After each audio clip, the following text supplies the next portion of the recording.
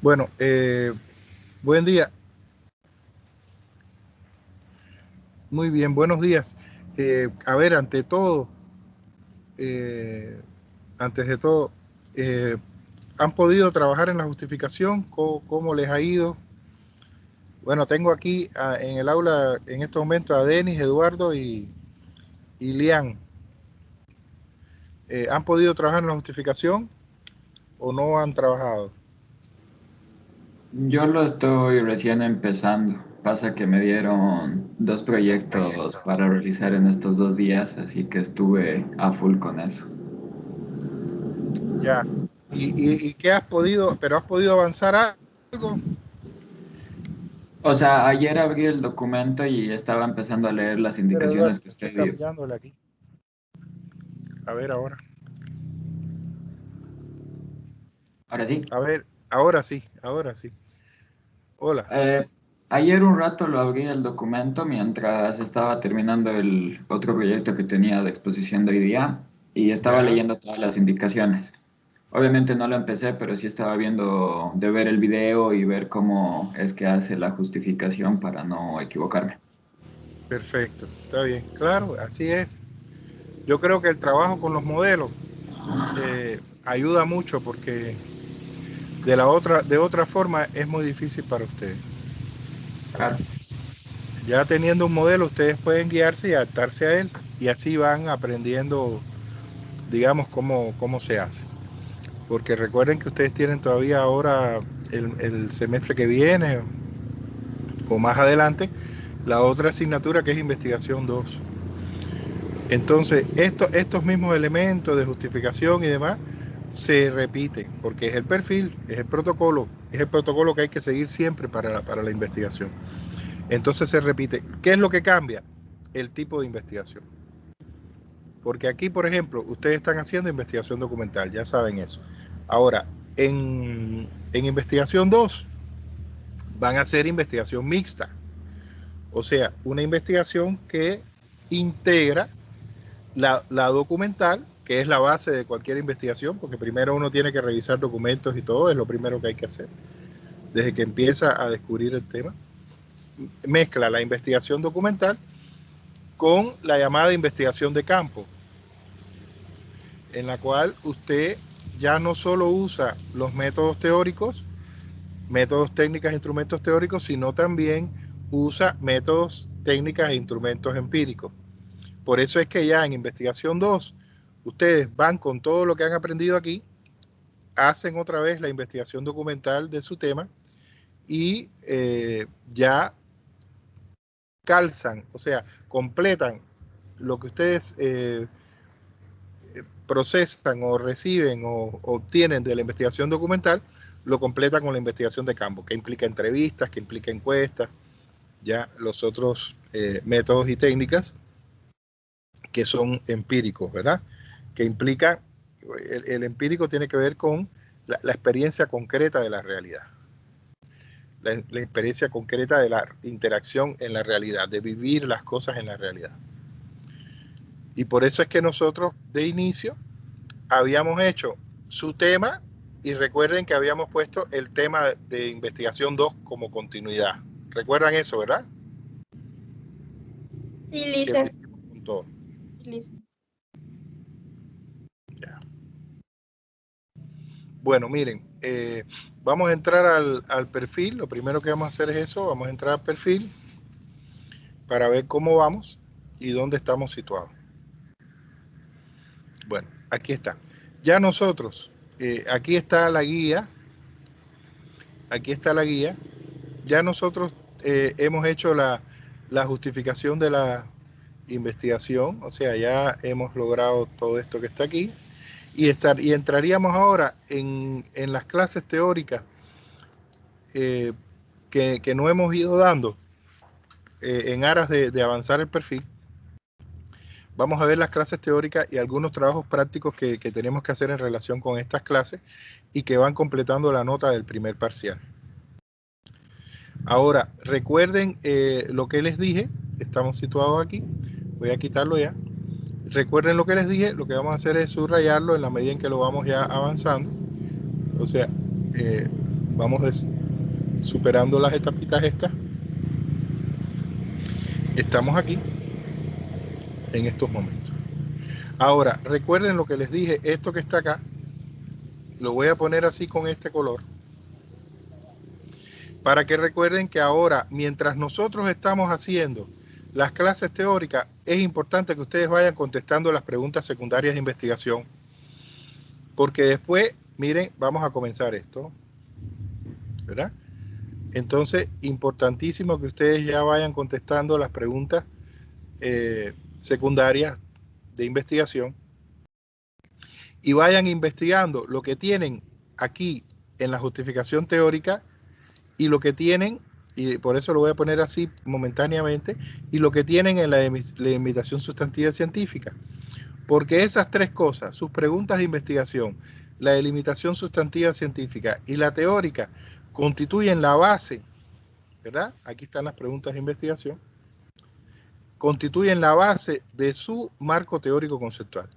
Entonces, en la medida en que usted vaya contestando esas preguntas, en esa misma medida va a estar listo para construir el marco teórico conceptual en su contenido.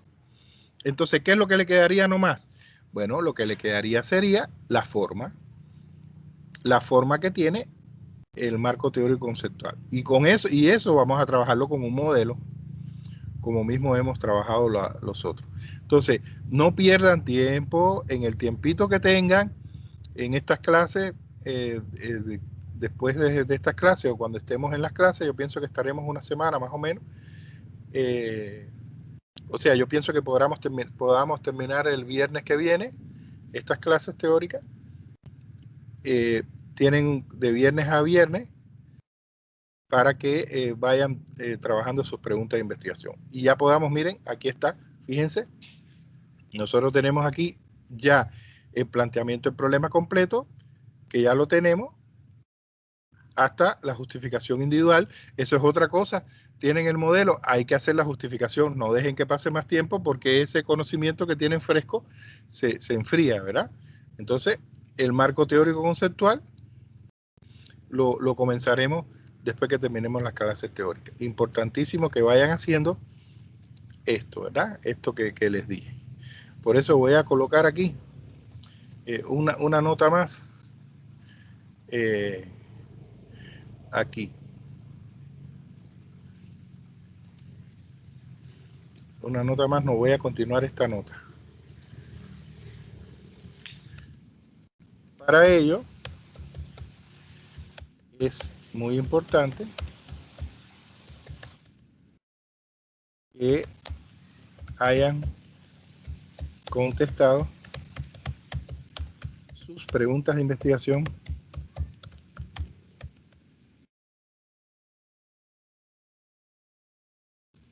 e investigado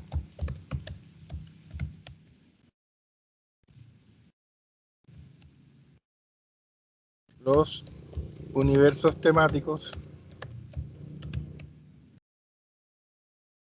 que plantearon en dos puntos y seguidos su delimitación sustantiva científica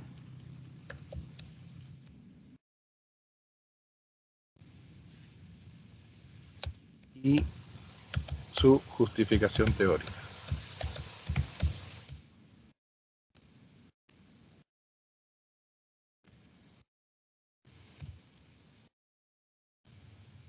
Punto y seguido, preguntas de investigación.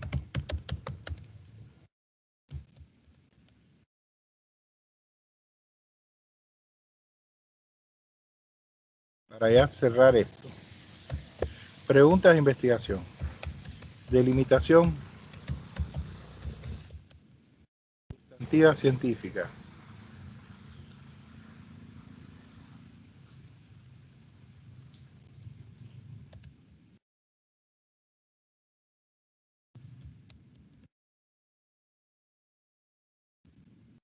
Y justificación teórica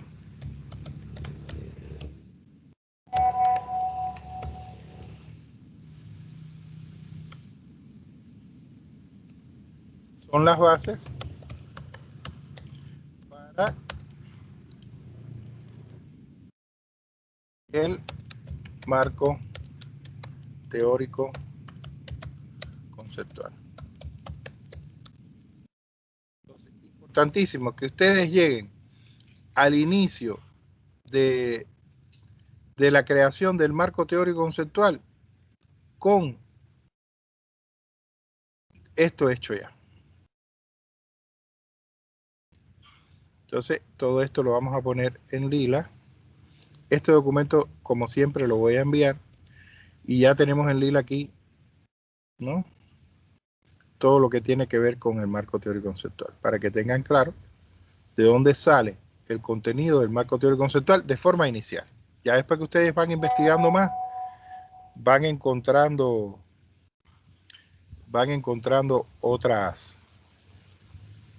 otros universos temáticos o subtemas dentro de la investigación. Vamos a ponerle, siempre que ustedes hacen un documento, pónganle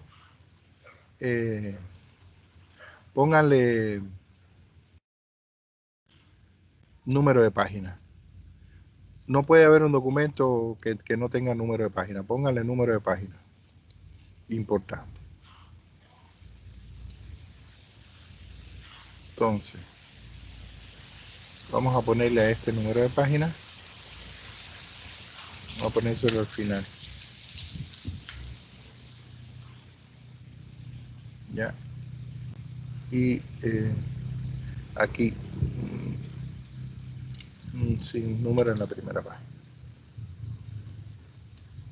Ya.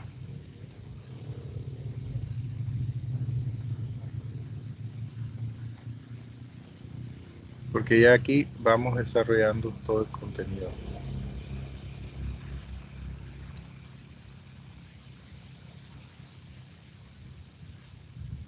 Aunque como no es carátula, a ver.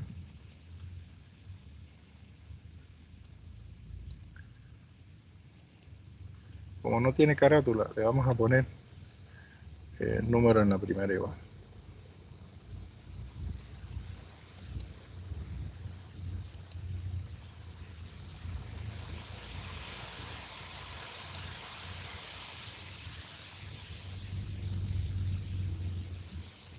Ya. Ahí está, con número en todo. Muy bien. ¿Alguna duda sobre esto que he explicado? Hasta el momento ninguna, Luis. Ninguna, todo está claro. Oye, Denis, ¿tú pudiste enviar el documento otra vez? Sí, listo, lo hice. Ya, perfecto, genial. Gracias. No, no hay por qué, genial. Vamos a entrar un momentito, ahora que hablas de eso, vamos a entrar a ver que estamos hablando de eso. Vamos a entrar a la plataforma, a ver cómo va la entrega, a ver si alguien falta. Y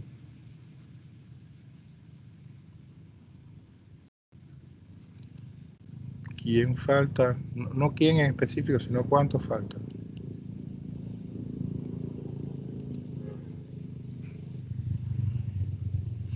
Yo no quisiera dejar a nadie atrás, pero bueno, eso es prácticamente una decisión de cada cual, ¿no?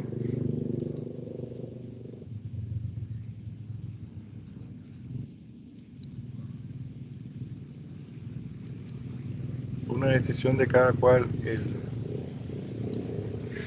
el esforzarse pese a todo o no.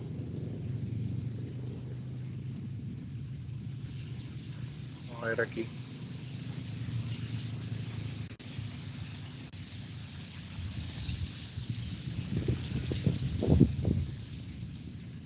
$17.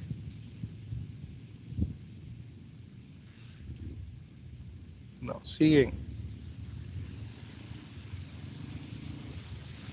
las 6 personas. Bueno, yo les dije que se comunicaran conmigo, pero si no lo hacen es que yo creo que ya... Vamos a ver.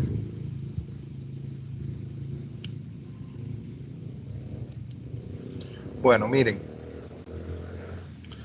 Vamos a comenzar entonces. revisando, como dijimos, lo que hemos ido dejando atrás. En la unidad 1, ¿verdad? El espíritu científico. Nosotros vimos la presentación de la asignatura.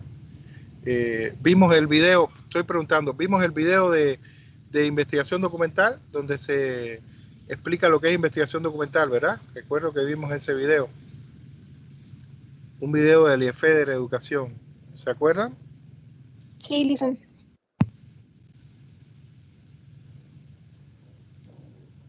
Hola. ¿Recuerdan sí, ese video? Sí, listen, lo vimos.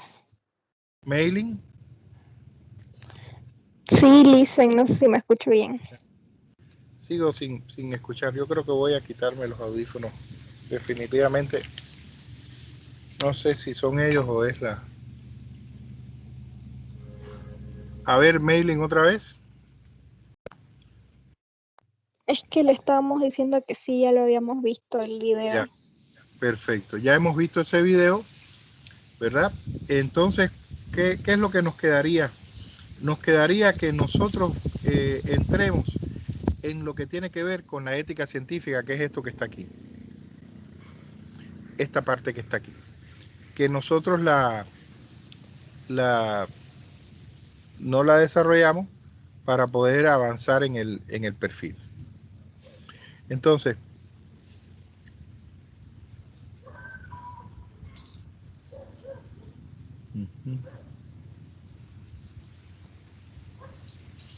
recuerdo que vimos el espíritu científico, la actitud científica, y entraríamos entonces en la ética científica. Y lo que vamos a hacer es revisar dos artículos de lo más interesante, que este sería uno.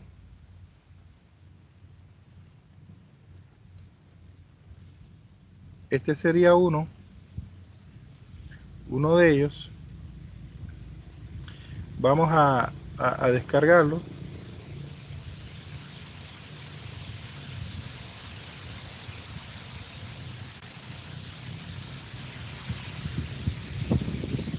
Para que lo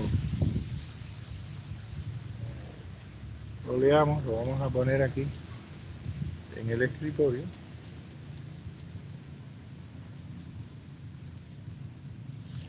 Y el otro artículo, que es del periódico El Deber, muy interesante, está muy relacionado con este, porque habla de los experimentos que hicieron los nazis en la Segunda Guerra Mundial y si es ético usar esos experimentos o no. Entonces, lo que vamos a hacer es una lectura comentada de estos dos artículos y vamos a ir intercambiando, porque después nosotros tenemos entonces un cuestionario que les va a aparecer, lo vamos a definir hoy, para que ustedes contesten esto. La cuestión de la ética es tremendamente importante. Fíjense que ustedes normalmente, los profesores en el aula, están alertándolos, ¿no?, en contra del plagio y demás, ¿no?, con respecto a los trabajos, con respecto a usar las normas APA y reconocer, ¿verdad?, cuando ustedes incorporan en su texto de otras personas. Estos elementos son tremendamente importantes. Entonces, vamos a ver estos dos artículos. El primero, que nos va a explicar todo lo que tiene que ver con la ética científica, y el segundo, muy relacionado, como ya dije, con lo que tiene que ver con lo que hicieron los nazis, una serie de experimentos que hicieron los nazis en la Segunda Guerra Mundial. Y el primero, entonces, la ética en general. Voy a ampliarlo. ¿Se ve el artículo? Sí, Listen, se ve. Perfecto. Muy bien. Listo, aquí está. Esto es una revista y aquí en esta revista hay un artículo en la cultura de la ciencia de Anthony Carpi, dos doctores, y Anne Heger, sobre la ética científica. Entonces, lo que vamos a hacer es, vamos a ir leyendo. ¿Puedo ampliarlo un poco más? ¿O se ve bien así? Dígame si se ve bien así. Podemos ampliarlo ahí. ¿Se ve bien?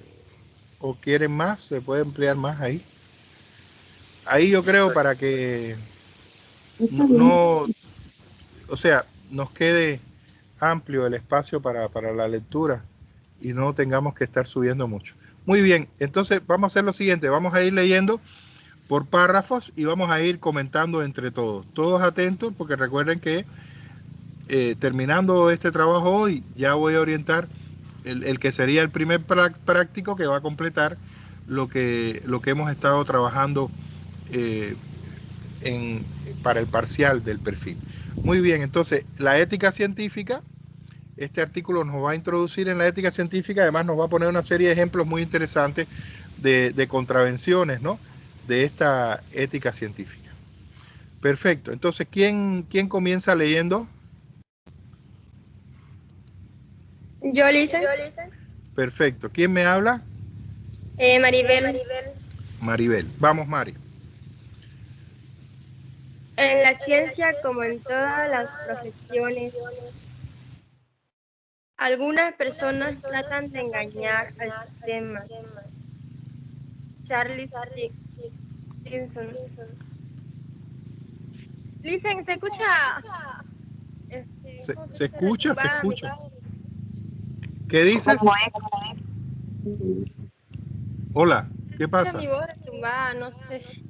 Pero esa es la conexión, pero se escucha bien, se entiende bien, no te preocupes. Ya, entonces de nuevo, porque estaba pausando ya. Dale. En la ciencia, como en todas las profesiones, algunas personas tratan de engañar al sistema. Charles Dawson fue una de estas personas, un arqueólogo y paleontólogo amateur británico, que nació en 1864.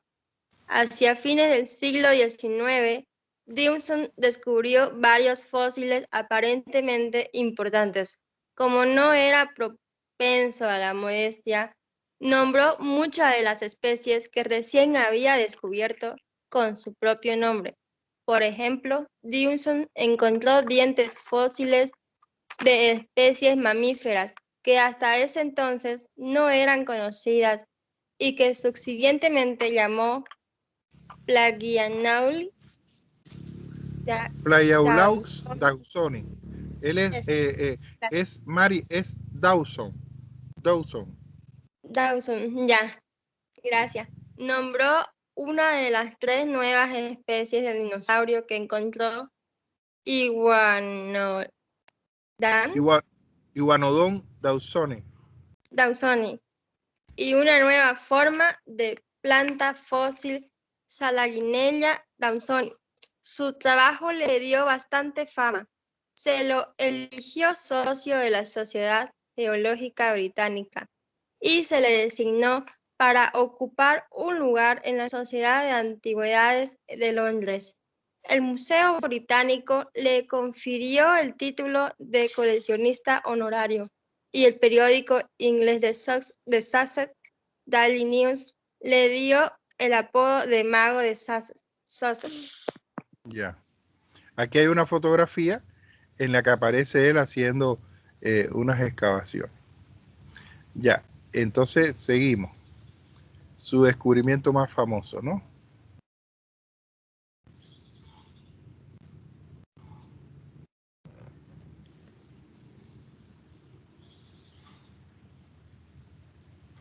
Hola. ¿Le sigo yo, Listen?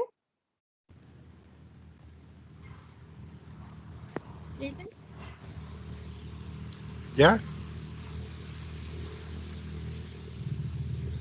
Su descubrimiento más famoso, sin embargo, fue a fines de 1912, cuando Dawson mostró en público las partes de un cráneo y una mandíbula y convenció a los científicos que los fósiles provenían de una especie nueva que representaba el escalón perdido entre el hombre y el simio. El hombre de Pittsdown como se conoce este descubrimiento, causó un gran impacto y confundió a la comunidad científica durante décadas, hace mucho después de la muerte de Davidson en 1915. Aunque algunos científicos dudaron del descubrimiento desde el principio, en gran parte se lo aceptó y admiró.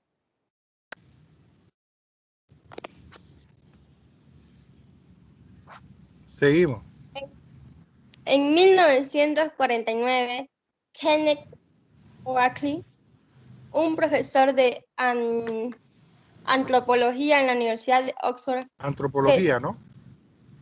antropología en la Universidad de Oxford, fechó el cráneo usando una prueba de absorción de flúor recientemente disponible y encontró que tenía 500 años en vez de 500.000.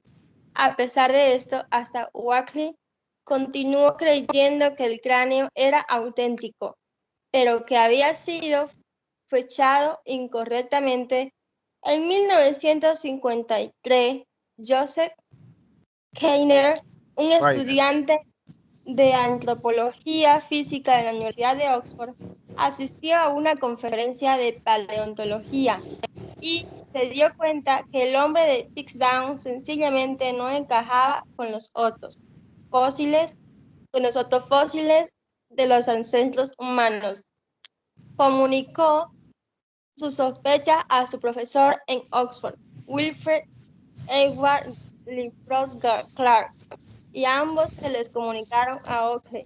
Poco después, los tres se dieron cuenta que el cráneo no representaba el eslabón perdido, sino que más bien era un complicado fraude en el que se combinó un cráneo humano del medievo con la mandíbula de un orangután y los dientes de un chimpancé fosilizado. Qué locura. Perdón. Los Sí. huesos estaban tratados químicamente para que parecieran más antiguos y se habían implantado hasta los dientes para que encajasen con el cráneo. Tras esta revelación, se concluyó que por lo menos 38 de los descubrimientos de Dawson eran falsos y que fueron creados en su búsqueda de la fama y el reconocimiento. Muy bien, Los seguimos. avances de la ciencia dependen de la fiabilidad de la historia de la investigación, por lo que, afortunadamente, los tramposos y charlatanes como Dawson son la excepción y no la norma en la comunidad científica. De todas maneras, los casos como Dawson juegan un papel importante para ayudarnos a entender el sistema de la ética científica y el comportamiento apropiado en la ciencia. Muy bien. Hasta ahí, bueno, ahí tienen, fíjense que ellos han introducido toda la explicación sobre la ética de la ciencia y la importancia con este caso que es uno de los más famosos de la historia de la ciencia. Ahora, vamos a ver una segunda parte en la que veremos el papel de la ética en la ciencia. Alguien que continúe la lectura que ha iniciado Mari, por favor, a otra persona. Yo leo, Licen. Ya, ¿quién me habla ahora? Liam. Liam, vamos. El papel de la ética en la ciencia, vamos. La ética es una serie de obligaciones morales que define lo correcto y lo equivocado en nuestras prácticas y decisiones. Muchas profesiones tienen un sistema formalizado de prácticas éticas que ayudan a guiar a los profesionales en el campo. Por ejemplo, los doctores generalmente toman el juramento hipocrático, que entre otras cosas plantea que los doctores no hagan daño a sus pacientes. Los ingenieros siguen una guía ética que plantea que se adhieran principalmente a la seguridad, salud y bienestar del público. Dentro de estas profesiones, como en la ciencia, los principios están tan arraigados que los profesionales casi nunca tienen que pensar sobre cómo se adhieren a la ética, ya que es parte de la forma en que trabajan. Una infracción de la ética está considerada como muy seria y se la castiga por lo menos dentro de la profesión, con la revocación de la ciencia, por ejemplo, y algunas veces también con la ley. Claro, La o ética, sea, vamos a hacer un altito ahí, Lian. O sea, fíjense, en la actualidad, precisamente, precisamente, a partir de todo esto que ha pasado, no solo en la historia, sino casos más cercanos, se han tomado una serie de medidas, ya lo van a ir viendo en la medida en que vayamos avanzando la lectura, cuáles son estas medidas. Pero una de las cosas de las primeras cosas que se hizo ya en el siglo XIX, son los juramentos y los códigos deontológicos, que se llaman códigos deontológicos, que son los códigos que siguen los profesionales de diferentes especialidades y ramas. El más conocido, ¿verdad?, es el juramento hipocrático, que es el que hacen los médicos. Pero los arquitectos, los ingenieros, prácticamente todas las profesiones tienen códigos deontológicos por los cuales guiarse. Eso es lo primero que se hizo. Entonces, eso es realmente muy importante. Y en la actualidad, las contravenciones a la ética de las diferentes especialidades se pagan caro. Pueden quitarle todos los títulos que tengan, incluso los doctorados, pueden perder todo. Y también en dependencia de la contravención, como dice aquí, algunas veces pueden hacérsele juicios, ¿verdad?, dentro del sistema legal, más allá del sistema de la ciencia, ¿verdad?, de la ética de la ciencia. Juicios penales. Bueno, seguimos entonces con el otro párrafo que comienza con la ética científica. Seguimos, Lian. La ética científica apela a la honestidad y la integridad en todas las etapas de la práctica científica, desde la divulgación de los resultados, independientemente de cuáles sean, hasta la atribución adecuada de los colaboradores. Este sistema de la ética, guía la práctica de la ciencia, desde la recopilación de datos a la publicación y más allá aún. Ahí, Como paremos un momentito, Lian, ahí. Fíjense, miren esto que es interesante. Este sistema de la ética guía la práctica de la ciencia desde la recopilación de datos a la publicación y más allá aún. ¿Qué quiere decir? Esto que ustedes están haciendo, ¿verdad? Dijimos que el método de investigación documental o de revisión documental o revisión bibliográfica tiene las técnicas, y esas técnicas son búsqueda de la información, recopilación de la información, selección, procesamiento, sistematización de la información. Eso usted lo hace para desarrollar su investigación.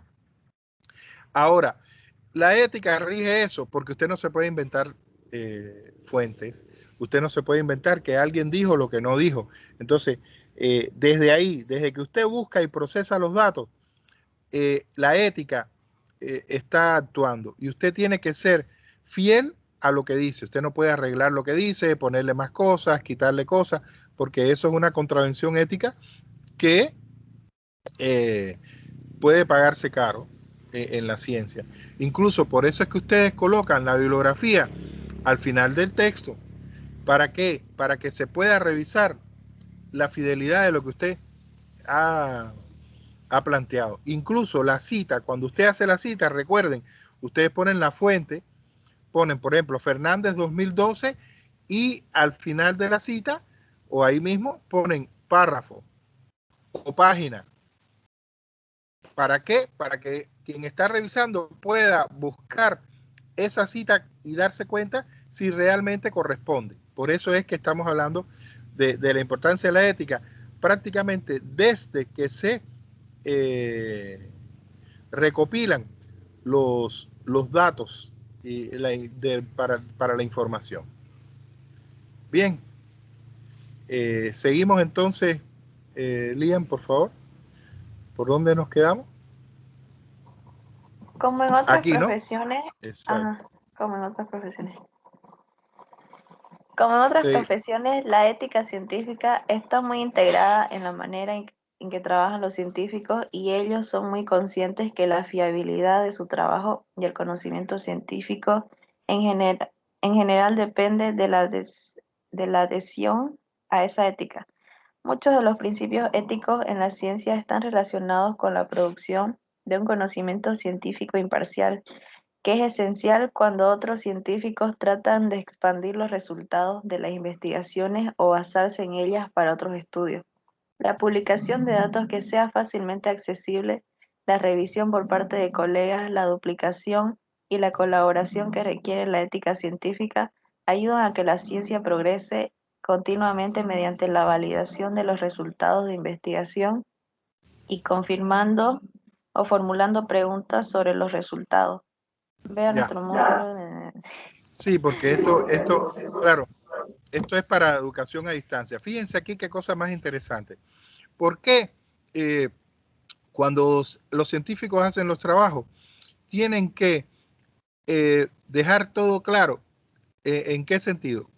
En la metodología que se usó, en los procesos que se usaron, la información que se recopiló, dónde está cada cosa, incluso los resultados, como si es investigación, por ejemplo, una investigación experimental.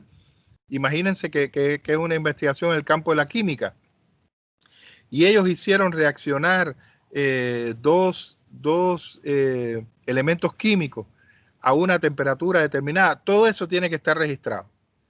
¿Qué temperatura, qué cantidad de esos elementos hicieron reaccionar, dónde? O sea, todo eso, de tal forma que quienes revisan puedan incluso hacer una cosa muy importante en la ciencia, que es duplicar el experimento. Usted dice que esto pasa cuando se hace esto, bueno, entonces, ¿qué es lo que se hace en la ciencia? Se deciden, cuando usted plantea que ha hecho un descubrimiento, se decide una comisión y esa comisión repite lo que usted hizo. Y si se obtienen los mismos resultados que usted está planteando, entonces se valida la investigación. Fíjense, en ciencia experimental. Ahora, en investigaciones teóricas, por ejemplo, lo que se hace es, esos mismos revisores revisan lo que usted ha hecho, buscan la fuente, revisan todo y aprueban, validan la investigación a partir de esa revisión que se ha hecho. Por eso, no crean que los descubrimientos científicos se hacen y alguien plantea, sí, ya descubrí esto. No, ese es el primer paso. Después se hace la revisión. Y hay un grupo de colegas, por eso fíjense que dice aquí, miren, la revisión por parte de colegas, ¿verdad? Y la duplicación, ¿no? que implica volver a repetir el experimento. Y en el caso nuestro, por ejemplo, si ese artículo que estamos haciendo académico como ejercicio fuera un artículo académico científico, hay colegas suyos, una comisión que revisa lo que usted ha hecho. Las fuentes, todo, las citas, revisa todo. ¿Se entendió esto, verdad? ¿Qué rigor hay actualmente con estas cosas? ¿Se entendió, verdad? Sí, listen. Ya. Vamos, entonces seguimos, Lian, con la comunidad científica. Vamos allá.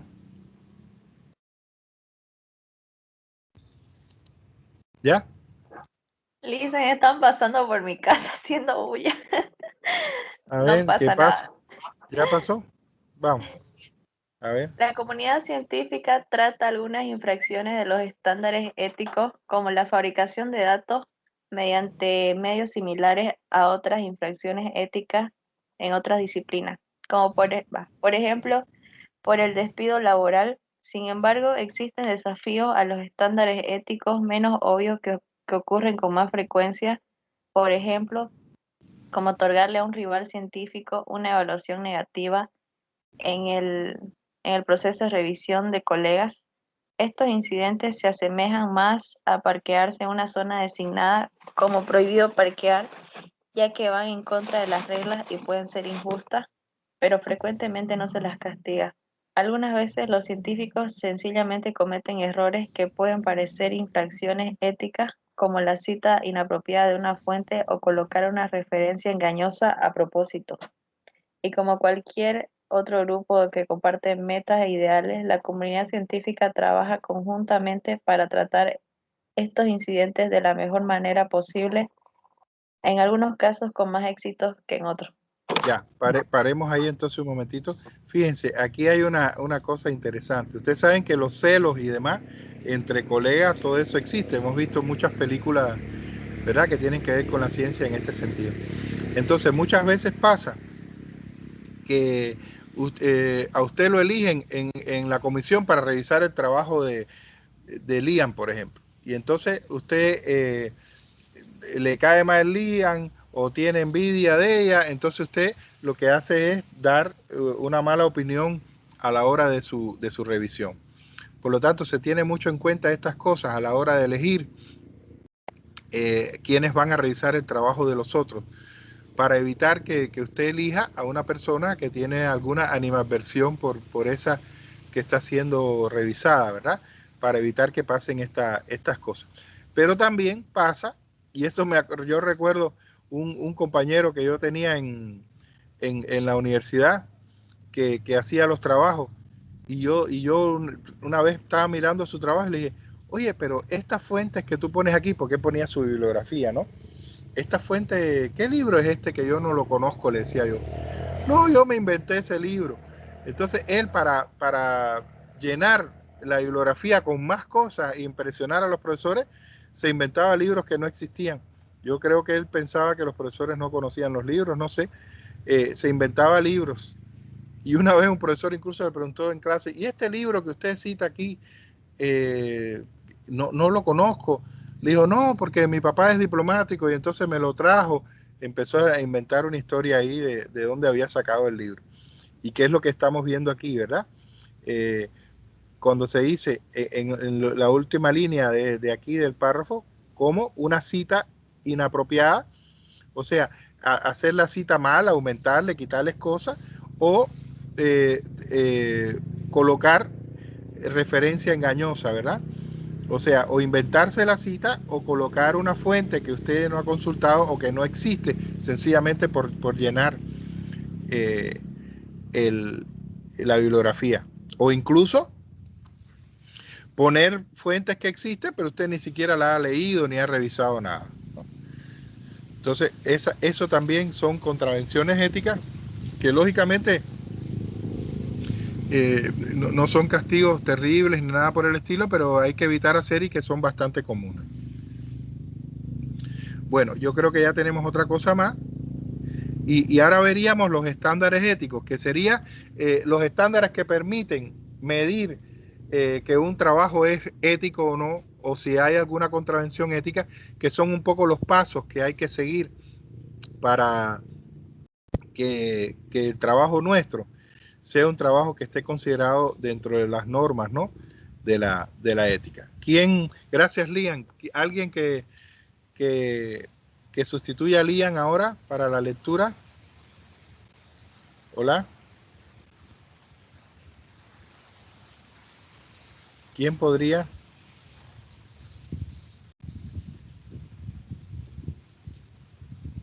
¿Sí, Lisa? Hola, ¿quién podría sustituir a Liam para la lectura? Para darle continuidad.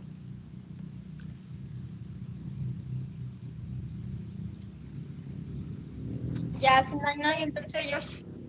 ¿Quién es yo? Maribel. Ya, Mari, vamos, Maribel. Vamos. Voy a volcar la pantalla. Ya. Desde hace mucho tiempo que los científicos mantienen un sistema informal de ética y guías para realizar investigaciones, pero las guías éticas en sí no se desarrollan hasta mediados del siglo XX. Después de una serie de infracciones éticas y crímenes de guerra que tuvieron mucha repercusión. Hoy día la ética científica se refiere a unos estándares de conducta para los científicos que es generalmente definida en dos amplias categorías. Bolton, 2002. Primero, los estándares de métodos en dos amplias categorías.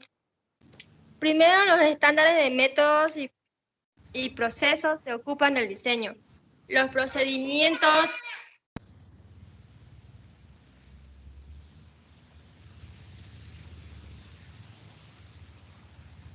Lisa, no puedo continuar. ¿Qué pasó? Hay mucho ruido. Bueno, Liam, ¿puedes continuar? Ay, Ya, Liam, ¿puedes continuar tú? Sí, Listen. ¿Dónde se Hola. quedó? ¿Dónde se quedó ella? Ahí donde dice, a ver, si quieres comienzo otra vez, ha leído un párrafo nomás, desde los estándares éticos en la ciencia. Ahí, vamos, seguimos, Ya. volvemos a comenzar. Desde hace mucho tiempo que los científicos mantienen un sistema informal de ética y guías para realizar investigaciones, pero las guías éticas en sí no se desarrollaron hasta mediados del siglo XX, después de una serie de infracciones éticas y crímenes de guerra que tuvieron mucha repercusión. Hoy día la ética científica se refiere a unos estándares de conducta para los científicos que es generalmente definida en dos amplias categorías. Bolton 2002. Primero, los estándares de métodos y procesos se ocupan del diseño, los procedimientos, el análisis de datos, la interpretación y el informe de los esfuerzos de la investigación. Ya, paremos ahí un momentito. Fíjense, hay como dos amplias categorías para esos estándares que son la guía para realizar una investigación ética. La primera categoría, ¿cuál es? Los métodos que vas a usar, cómo trabajar con los métodos, dejar claro cada método, los procesos que seguiste, ¿verdad? Los procedimientos que seguiste, cómo analizaste los datos, cómo interpretaste los datos y la información con la que tú cuentas y cómo se presenta el informe de investigación. Ese es el primer gran grupo de los estándares éticos. Ahora, hay un segundo gran grupo que es este que aparece a partir de aquí y que Liam va a seguir leyendo. Donde dice, segundo,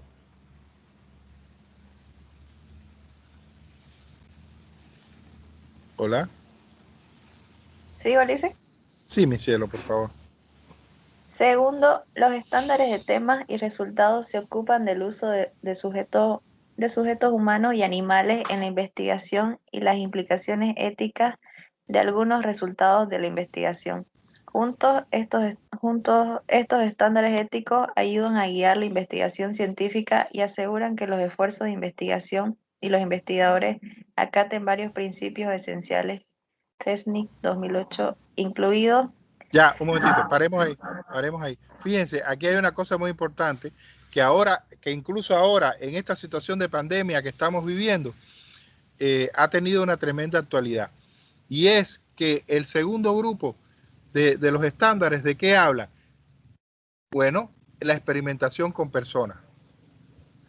¿Cuáles son los requisitos para poder hacer experimentos con personas? Hay cosas que están prohibidas absolutamente, pero bueno, las que están aceptadas, ¿cuáles son los requisitos? Uno de ellos, por ejemplo, que la persona tiene que estar de acuerdo y dar su aceptación. Pero además de eso, con animales también. ¿Cuáles son los requisitos para experimentar con animales? Entonces, ese es el segundo grupo. ¿Y por qué le decías que ahora ha adquirido una tremenda importancia este segundo grupo de los estándares? Y es por las vacunas. Fíjense que se han tenido que hacer las vacunas en tiempo récord. Normalmente las vacunas se desarrollan en años. Y aquí ha habido que hacer la vacuna en meses, ¿verdad? Meses, un año, se lleva en el proceso de creación de la vacuna, menos de un año. Y una de las cosas que retarda el proceso, lógicamente, es que para poder experimentar la vacuna ya en personas y todo eso, esa vacuna tiene que además pasar por una serie de etapas que tienen que ser cumplidas satisfactoriamente. Entre ellas, la experimentación, por ejemplo, con las ratas, que es lo que normalmente se hace con otros tipos de mamíferos, ¿no? Que tiene además sus normas. Entonces, fíjense qué importante es eso. La experimentación, cuando ya se aprueba, por ejemplo, que las vacunas que se están haciendo comiencen a probarse en seres humanos, ya ha vencido una serie de etapas que tienen que ser cubiertas, ¿verdad? Pasadas para que se apruebe. Por eso es que hubo en el inicio, yo no sé si ustedes recuerdan, si ustedes han seguido las noticias y demás, hubo en el inicio muchas críticas con la vacuna rusa, ¿no? ¿Ustedes recuerdan eso? Porque decían que habían violado etapas, que se habían saltado etapas. ¿Recuerdan eso o no? Nadie vio eso. Esa información. Hola. Nadie recuerda que hubo críticas a la vacuna rusa porque se planteaba que habían suprimido etapas necesarias para la aprobación. ¿No recuerdan eso? La verdad que Sí, no, Lisa. Lisa. Sí, Yo no. existe. Yo no, Lisa. Hay muchas críticas que se hicieron al inicio. Después parece que Dicen, ¿verdad? se... Esas críticas, ¿quién las hizo? Estados ¿Qué? Unidos, ¿no? Esas Per- críticas. no hubo en el mundo en general, incluso la Organización Mundial de la Salud también, porque verdad que los rusos fueron rápidos, ¿no? Y parece que pasaron algunas cosas. Pero bueno, yo creo que incluso el primero que se la puso fue Putin y le puso a su hija también la vacuna y todo eso, ¿no? Usted sabe que los rusos son muy especiales. Pero bueno, ya se está usando, es una de las que se está usando aquí. Y hasta ahora, con la única que ha habido algún tipo de críticas y señalamientos que algunos países han dejado de usarla, es con la AstraZeneca, ¿no? ¿Han oído eso? Creo que hablamos de eso en clase. Con la AstraZeneca, ¿han oído eso, no? ¿O tampoco han escuchado que? No, la AstraZeneca sí, porque hubo casos de trombosis y muerte y se plantea que están relacionados con la vacuna. Entonces muchos países nórdicos de Europa, Finlandia, Suecia, además, dejaron de usar la vacuna y ahora Bulgaria también dejaron de usar esa vacuna. Aunque todavía no hay nada probado de que realmente sea la vacuna la que produce esto. Ya internacionalmente hay muchas críticas con respecto a eso. Por eso hay que tener cuidado aquí con la vacunación, por las críticas a esta vacuna, porque esta AstraZeneca, había vacunas aquí, se estaban utilizando. Hay que ver, cuando ustedes vean esto les advierto, cuando vayan a vacunación, vean cuál es esa vacuna.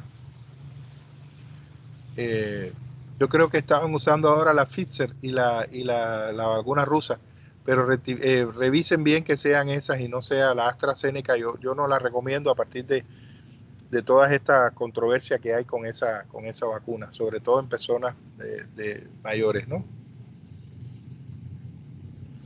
Y importante estar atentos a estas cosas, ¿sí? Busquen información sobre esto. Hay una gran polémica, ha habido una gran polémica en el mundo con eso. Hay quienes dicen que sí, que no, pero muchos países han dejado de usarla. Bueno, Lian, entonces ya vamos a ver los estándares éticos. Ya, Lisa. Comenzaríamos con los primeros. Tenemos aquí 7. Vamos. La honestidad en la información de los datos científicos. 2. La cuidadosa transcripción y análisis de los resultados científicos para evitar errores. 3. El análisis independiente y la interpretación de los resultados basados en los datos y no influidos por fuentes externas. 4. Publicar y presentar en régimen abierto los métodos, los datos y las interpretaciones. 5. La suficiente validación de los resultados mediante la duplicación y la colaboración con colegas. 6. La atribución adecuada de las fuentes de información, los datos y las ideas. 7. Las obligaciones morales hacia la sociedad en general y en algunas disciplinas la responsabilidad para determinar los derechos de los sujetos animales y humanos. Perfecto. Vamos entonces, voy a explicar. Gracias, Lian. Vamos a continuar, pero vamos a explicar esto. Primero, fíjense, aquí están los 7 fundamentales, los 7 principios fundamentales, según Resnick 2008. Lo primero es honestidad en la información de los datos científicos y vamos a adaptarlo a nuestra realidad, a la investigación que estamos haciendo. Con respecto a la honestidad de la información de los datos científicos, imagínense que ustedes están haciendo la investigación Y hay datos estadísticos, por ejemplo, económicos, sociales. Usted no puede alterar eso, ¿verdad? Usted tiene que realmente plantear lo que ha encontrado. Claro, los datos pueden estar actualizados o no. A lo mejor estamos en abril del 2021 y los datos que ustedes tienen son de diciembre del 2020. Entonces, bueno, usted tiene que decir, bueno, estos datos son de diciembre del 2020 y ya estamos en abril del 2021, puede haber habido variación, cambios en esta información. Entonces, ser honestos en ese sentido. Y con los datos, con los números, con lo que uno está trabajando. Lo segundo, la transcripción y análisis de los resultados científicos.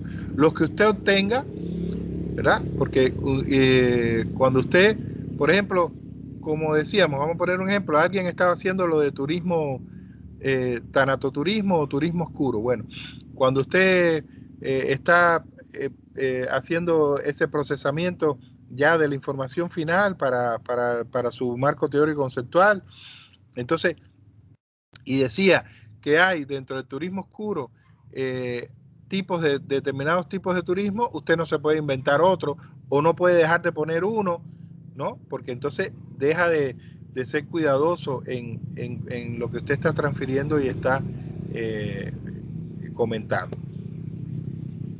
Después, el análisis e interpretación de resultados. Porque yo creo que las cosas deben ser así. Y entonces la investigación que hago me dice que las cosas no son así. Y yo no puedo, entonces, cambiar para adaptarlo a lo que yo creo que debe ser, ¿no? El resultado es ese, el que usted obtenga después de procesar toda la información. Y no es otro. Y no puede adaptarlo a lo que otros piensan o lo que usted piensa, pensaba o piensa con anterioridad. Después, cuando dice publicar y presentar en régimen abierto los métodos, datos y las interpretaciones, quiere decir que usted cuando hace, y esto es para la ciencia, cuando hace un descubrimiento científico, al final presenta los métodos, las técnicas, los instrumentos con que ha trabajado, cómo interpretó los resultados, cómo considera que son las cosas. Y régimen abierto implica que cualquier científico puede revisar lo que usted ha hecho. O sea, que no sea algo oculto, ¿no? La información y los procesos. Y después validar los resultados mediante la duplicación y la colaboración. O sea, se hace un determinado descubrimiento y entonces usted le envía a un colega para que haga también el experimento para ver si obtiene los mismos resultados. Esa es la validación.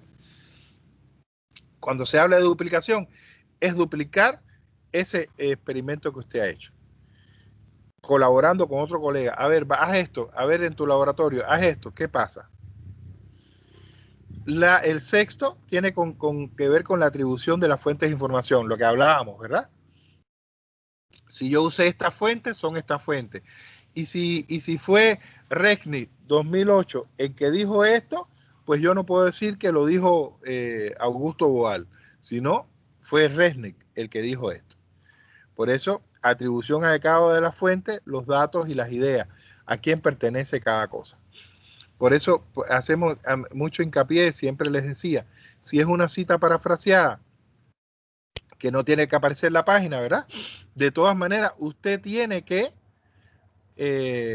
plantear de dónde salió la información. Y por último, el 7, que es las obligaciones morales hacia la sociedad.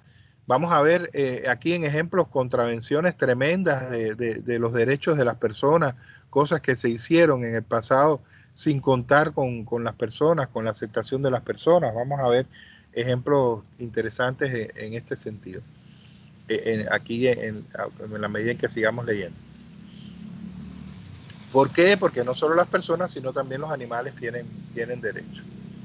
Y usted no puede violar eso.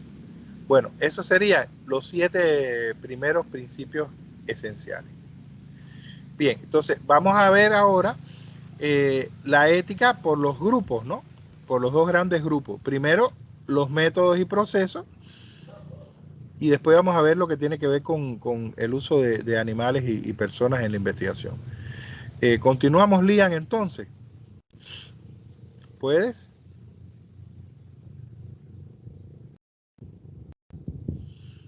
¿Hola? ¿Sigo, Listen? Sí, por favor, por favor. Si hay alguien que quiera apoyar, después que Elian termine esta lectura, me avisa para apoyar. Vamos, seguimos. ¿De donde dice los científicos son humanos? Ya, la ética de los métodos y procesos, ¿verdad? Aquí hay un ejemplo, una foto de un transistor para el cual este señor Jan Henry Schön declaró haber encontrado una activa escala molecular. Esto fue uno de los grandes escándalos de la ciencia contemporánea. Vamos a leer. Comenzar a leer aquí, donde dice los científicos son humanos y los humanos no siempre cumplen las leyes. Comenzamos, Lea. Los científicos son humanos y los humanos no siempre cumplen las leyes. La comprensión de algunos ejemplos de mala conducta nos ayudará a entender la importancia y las consecuencias de la integridad científica. En 2001, el físico alemán Jan Hedrich Schön, que obtuvo transitoria prominencia por lo que parecía ser una serie de grandes descubrimientos en el área de electrónica y nanotecnología. Schön y dos coautores publicaron un trabajo en la revista Nature donde argumentaban que habían producido una alternativa a escala molecular para el transistor que se usa comúnmente en los aparatos de consumo. Las implicaciones de esto eran revolucionarias. Un transistor molecular podía permitir el desarrollo de microchips para la computadora mucho más pequeños que los que estaban disponibles en ese momento. Como resultado, Schön recibió varios premios de investigación sobresaliente y la revista Science consideró que su trabajo era uno de los grandes avances del año, en 2001. Sin embargo, los problemas empezaron a aparecer muy rápidamente. Los científicos que trataron de duplicar el trabajo de Schön no lo pudieron hacer. Lydia Sohn, en ese entonces una investigadora de nanotecnología en la Universidad de Princeton, notó que dos experimentos diferentes que Schön había realizado a temperaturas muy diferentes y publicado en trabajos diferentes parecían tener patrones idénticos de ruido de fondo en los gráficos usados para presentar los datos. Cuando se lo confrontó con el problema, Schön inicialmente dijo que él había sometido el mismo gráfico con dos manuscritos diferentes. Sin embargo, poco después, Paul McQueen de la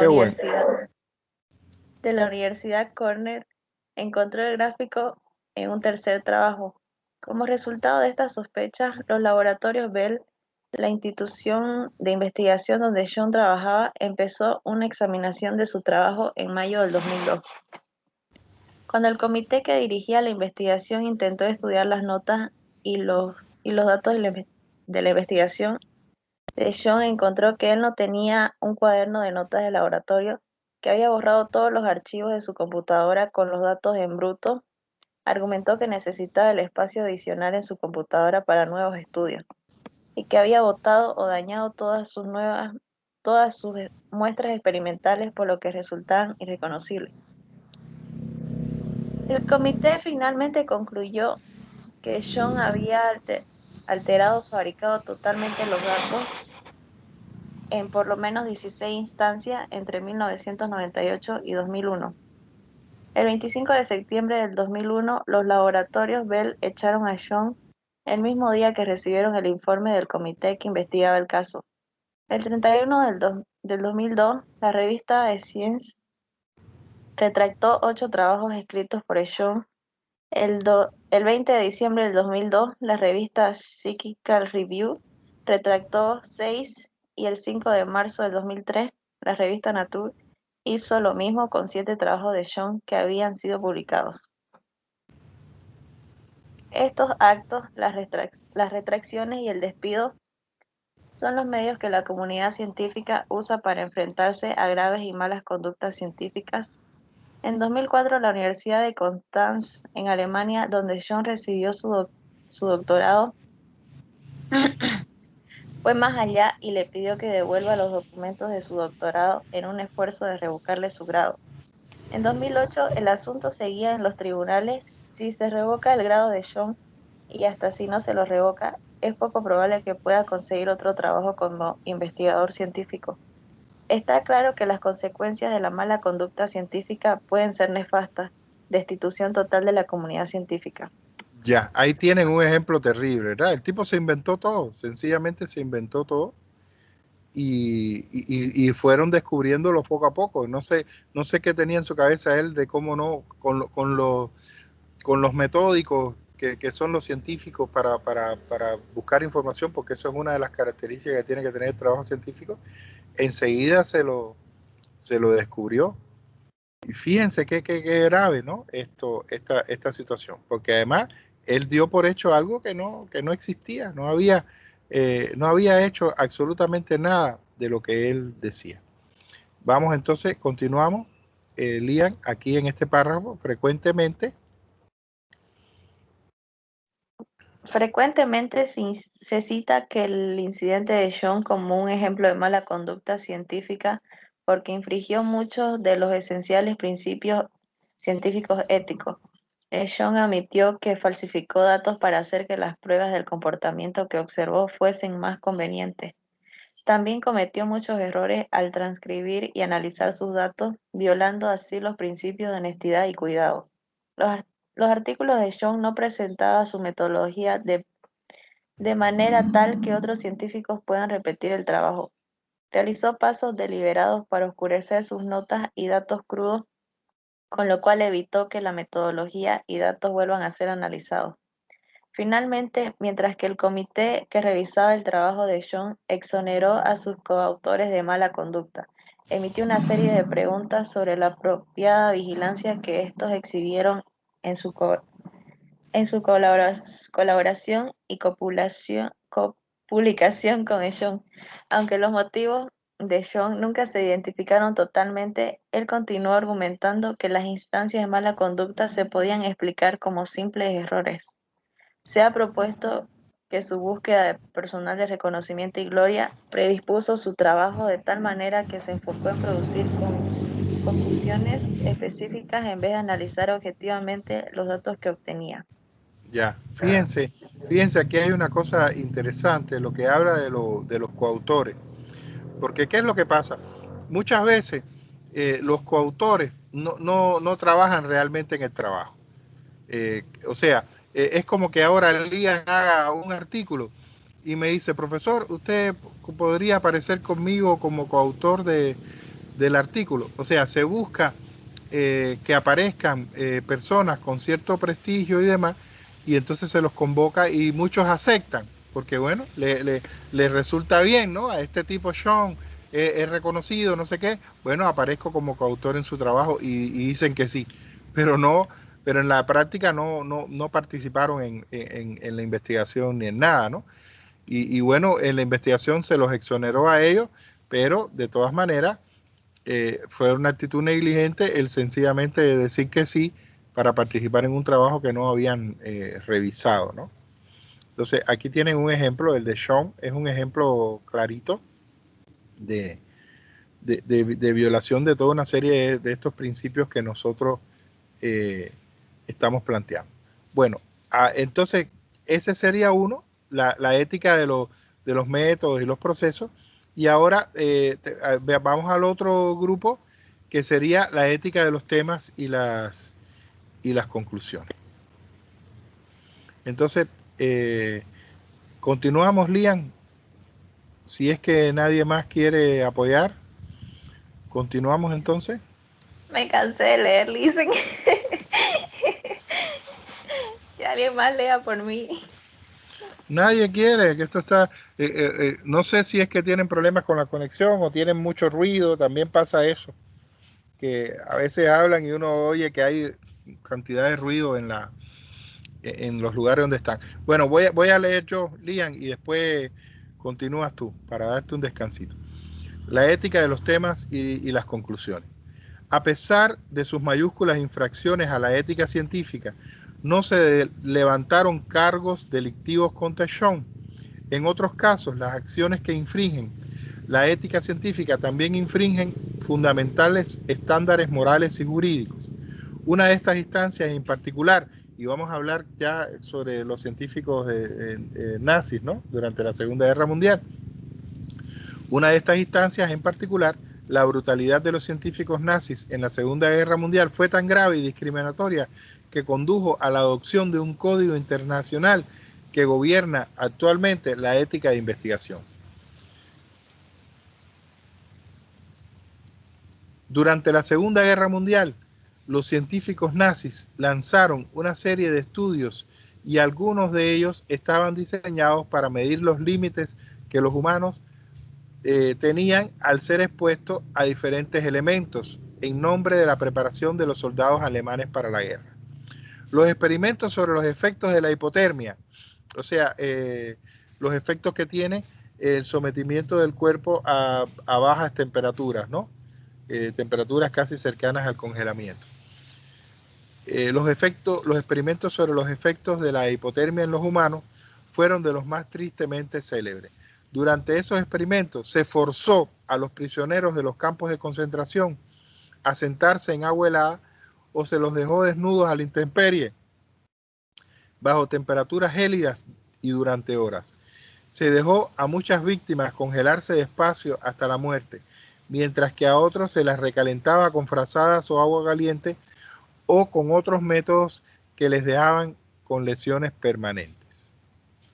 Este es el juicio de Nuremberg que se hizo a los criminales nazis, muchos de ellos científicos. Al final de la guerra, y en relación con estos estudios, se enjuició a 23 individuos por crímenes de guerra en Nuremberg, Alemania, y se declaró culpable a 15 de ellos. Figura 3 en la foto. Los procedimientos de los tribunales condujeron a una serie de guías denominadas Código de Nuremberg. Fíjense, a partir de esto que pasó con los científicos alemanes, se creó el famoso Código de Nuremberg, que limita la investigación en los sujetos humanos. Entre otras cosas, el Código de Nuremberg requiere que se informe a los individuos de la investigación a realizarse y que den su consentimiento, que es lo que yo les comentaba. El primer estándar dice: el consentimiento voluntario del sujeto humano es absolutamente esencial. El código también declara que los riesgos de la investigación deben ser sopesados a la luz de los beneficios potenciales y requiere que los científicos eviten causar intencionalmente sufrimiento físico o mental a los sujetos en la investigación. De manera importante, el código también coloca la responsabilidad de la adhesión al mismo en cada individuo que inicia o dirige o participa en el experimento. ¿Qué quiere decir? Que antes de yo comenzar un experimento, yo tengo que firmar y que me adhiero a ese código de ética, si no, no me dejan desarrollar el experimento. Este es un componente crítico del código que implica a cada científico que participe en un experimento, no solamente a los científicos de mayor antigüedad o a los autores principales de un trabajo, o sea, todos. Si vamos a hacer ahora un experimento conjunto, todos los que vamos a participar tenemos que adherirnos a ese código y firmar que vamos a respetar el código de ética.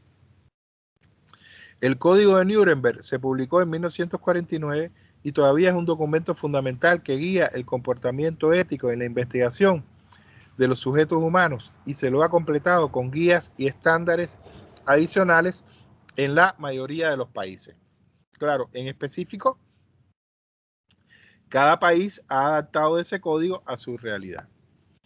Otros principios éticos también guían la práctica de la investigación de los sujetos humanos. Por ejemplo, un número de fuentes de recursos gubernamentales limitan o excluyen fondos para el clonamiento de humanos debido a las cuestiones éticas que plantea esta práctica. O sea, está prohibido en la ética, por la ética científica, la clonación de seres humanos.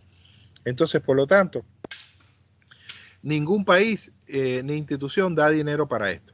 Otra serie de guías éticas cubre los estudios con dispositivos y medicamentos terapéuticos, como las vacunas, por ejemplo, que estamos hablando.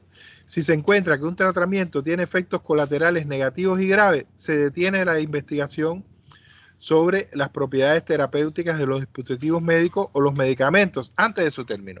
O sea, no hay que esperar que pase algo terrible. Si desde el inicio se está viendo de que hay efectos negativos, pues ahí mismo se para la investigación. De igual manera, los estudios terapéuticos a gran escala pueden acabarse antes de término si se encuentra que una droga, o sea, una medicina, ¿verdad? O agente es muy beneficiosa para los pacientes del grupo de control, la gente que está participando, ¿verdad? Enfermos y demás, puedan recibir el tratamiento nuevo y beneficiarse del mismo. O sea, por ejemplo, imagínense que hay una investigación para lo que sería el tratamiento de cáncer de mama, por ejemplo. Entonces, si se está haciendo esa investigación y de pronto se ve con rapidez que no hay efectos negativos y que es beneficioso, pues ahí mismo se para la investigación y ya se aprueba el medicamento y empieza a usarse para poder beneficiar a muchas personas en el sentido preventivo, ¿no? Y de tratamiento de la enfermedad. Eso es lo que plantea. Entonces, por eso es que ha habido gran flexibilidad con la rapidez que se han hecho estas vacunas, porque estos códigos permiten que en caso de que ya se vea con claridad que es beneficioso, que está bien, se vayan pasando, ¿no? los pasos necesarios para la aprobación. Hasta ahí me expliqué. ¿Se entendió la lectura? Sí, Lisa. Sí, Lisa. Perfecto. Ahora, Liam, ¿puedes continuar? ¿Errores frente a mala conducta? Pues. Ya Lice, ya que nadie más quiere leer. Nadie más, no sé. Esperemos que estén ahí, que no estemos hablando nosotros dos aquí en la clase solitos. Sí. Vamos. Los científicos de conducta. Algunas veces, sin embargo, la línea entre error y mala conducta no es clara. Por ejemplo, al final de la década de los años 80, un número de grupos de investigación estudiaban la hipótesis que se podían forzar la función de los átomos del deuterio a temperatura ambiente, lo que liberaba una enorme cantidad de energía. La fusión nuclear no era un tema nuevo en esos años 80, pero los investigadores de la época solamente eran capaces de iniciar la fusión a temperaturas muy elevadas, por lo que la fusión a temperaturas bajas constituían una gran promesa como una fuente de energía. Ya, a ver, un momentito ahí. Miren, para explicarles esto, porque necesito que comprendan. Por ejemplo, las plantas nucleares, ¿verdad? Que producen energía. Saben eso, ¿no? Conocen las plantas nucleares. Bueno, recuerdan Fukushima y Chernobyl, que hubo esos dos accidentes. Esas plantas nucleares, como la de los Simpson, esa sí seguro que la conocen, la de Mr. ¿Cómo se llama? El dueño de la planta nuclear en los Simpson. Señor Burns. El señor Burns. Bueno, esas plantas, ¿qué es lo que hacen? Fusionan el átomo, pero eso lo hacen a altas temperaturas en esos sistemas, ¿verdad? De fusión que tienen. Y con eso se produce energía eléctrica. Entonces, ¿qué es lo que pasó aquí? Que de pronto estos dos científicos realizar eso, pero a bajas temperaturas, que es lo que se llama fusión en frío, ¿no? A muy baja temperatura, fusionar estos elementos químicos y obtener energía. Ahí de pronto la comunidad científica dijo, tremendo, porque es mucho más económico, ¿verdad? Producir energía a bajas temperaturas que producirlo a altas temperaturas, como se hace, por ejemplo, en una termoeléctrica, ¿no? O en una que lo hace con petróleo, ¿no? La termoeléctrica procesa con petróleo, o como se hace en una planta nuclear. Entonces, seguimos entonces, Liam, con dos científicos de la Universidad de Utah. Dos científicos de la Universidad de Utah Stanley Pons y Mary Fleischmann hacían parte de los... Fleischmann, como la mantequilla, ¿no? Fleischmann. La mantequilla no. La levadura que venden aquí. Hacían parte de los investigadores que trabajaban el tema y habían construido un sistema usando un electrodo de paladio y agua deuterizada para investigar el potencial de las reacciones de las fusiones a baja temperatura. A medida que trabajaban con sus sistemas, notaron que se generaba un exceso de cantidad de calor. A pesar de que no todos los datos que recopilaron eran concluyentes, propusieron que el calor era una prueba de que en el sistema ocurría una fusión. En vez de repetir y publicar su trabajo para que los otros pudiesen confirmar los resultados, Pons y Fleischmann estaban preocupados de que otros científicos pudiesen anunciar resultados similares y esperaban poder patentar su invento, por lo que se precipitaron en anunciar su innovación. En 23 de marzo de 1989, Pons y Fleischmann, con el apoyo de su universidad, dieron una conferencia de prensa y anunciaron el descubrimiento de una fuente de energía inagotable.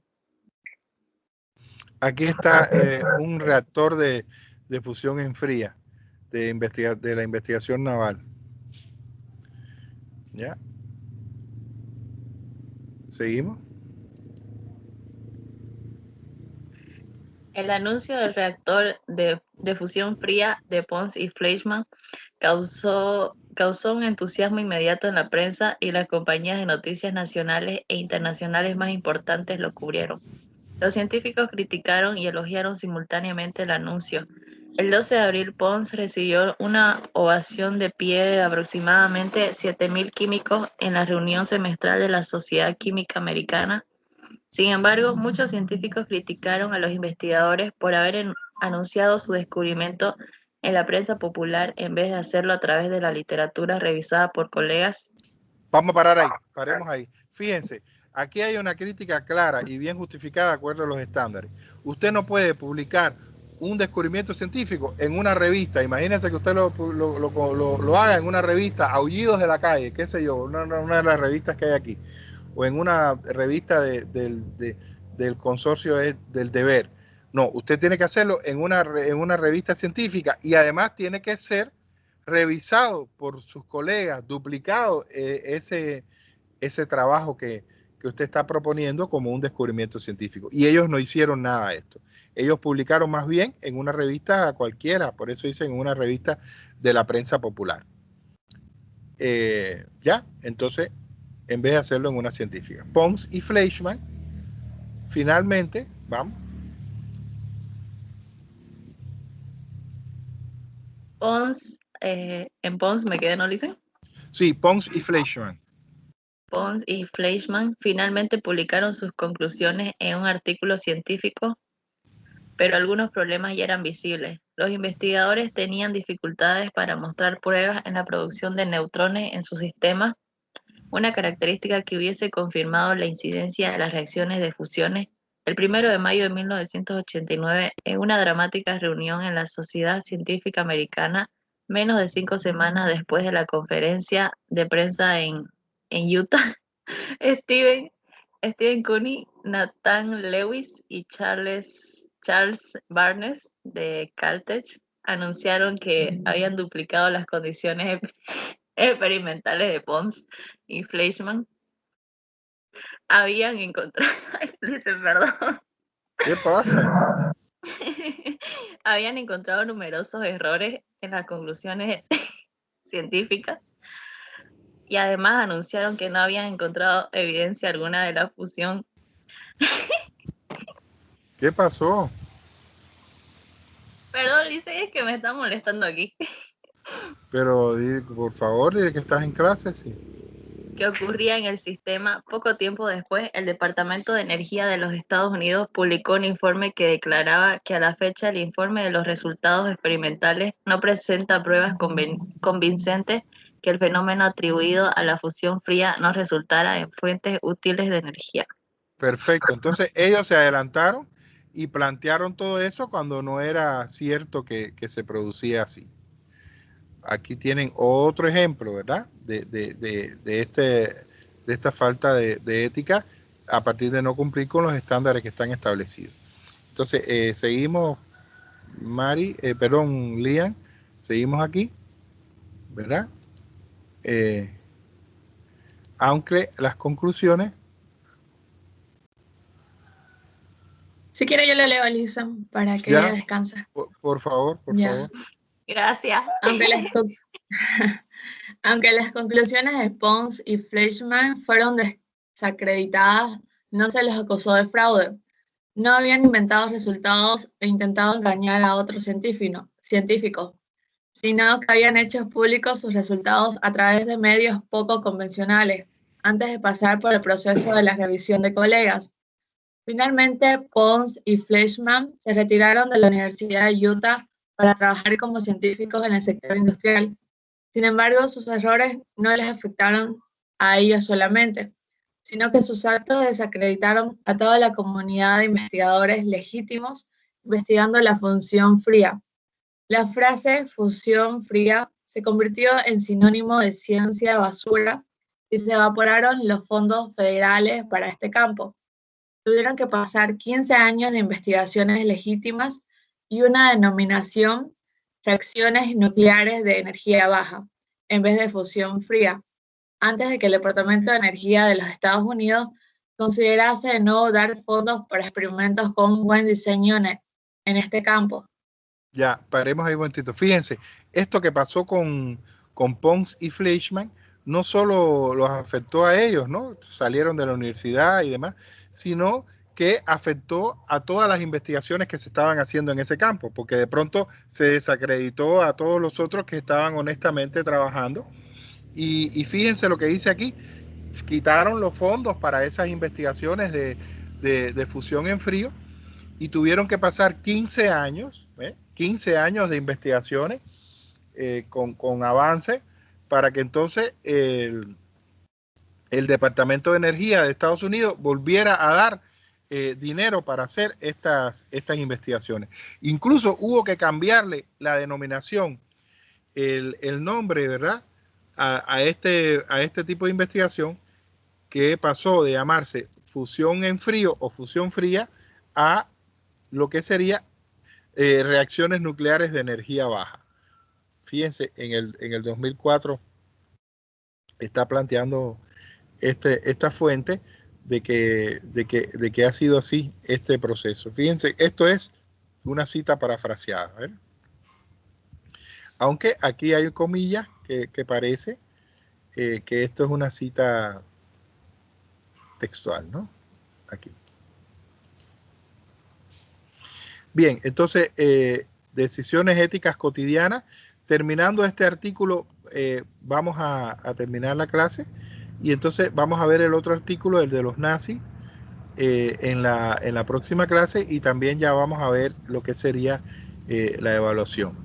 Este artículo yo lo voy bueno, está en la plataforma, pero lo voy a volver a publicar en la plataforma hoy, en lo que corresponde al día de hoy, y también en el grupo de WhatsApp, para que ya ustedes vayan leyendo, porque recuerden que tenemos un práctico con esto. Mari, entonces, la que está ayudando en la lectura, ¿no? Mari. Hola. Lisa, soy Nicole. Ah, Nicole, ya, gracias, Nicole. Bueno, hoy sí. No se me olvida que hoy nos han apoyado. Sí, vamos a empezar con decisiones éticas cotidianas. Ya. Los científicos también se enfrentan a decisiones éticas en circunstancias más comunes y cotidianas. Por ejemplo, la autoría de los trabajos de investigación puede provocar cuestionamiento. Se espera que los autores de un trabajo hayan de alguna manera contribuido materialmente al trabajo y que estén familiarizados con el trabajo, además de supervisarlo. Los autores de Jem, Hendrik, Sean fallaron claramente en su responsabilidad. Algunas veces las personas recién llegadas a un campo buscarán añadir a sus trabajos o propuestas los nombres de científicos con experiencia para aumentar la percepción de la importancia del trabajo, aunque esto puede resultar en una valiosa colaboración en la ciencia, puede provocar preguntas sobre la ética en cuanto a la responsabilidad en las publicaciones de investigaciones. Si los autores de mayor renombre o antigüedad simplemente aceptan autorías honorarias y no contribuyen en el trabajo. Eso es lo que estábamos hablando hace un ratito, Sí. ¿verdad? De que aceptaban participar sencillamente por estar ahí, pero que no habían trabajado realmente en eso. La fuente de financiamiento de un científico también puede sesgar su trabajo.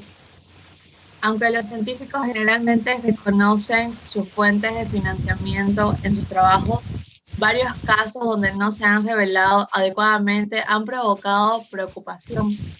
Por ejemplo, en 2006, la doctora Claudia Henschke, una radióloga de Weill Cornell Medical College, publicó un trabajo que sugería que practicar escaneos de pecho CT a fumadores y exfumadores podían reducir dramáticamente el número de muertes por cáncer de pulmón.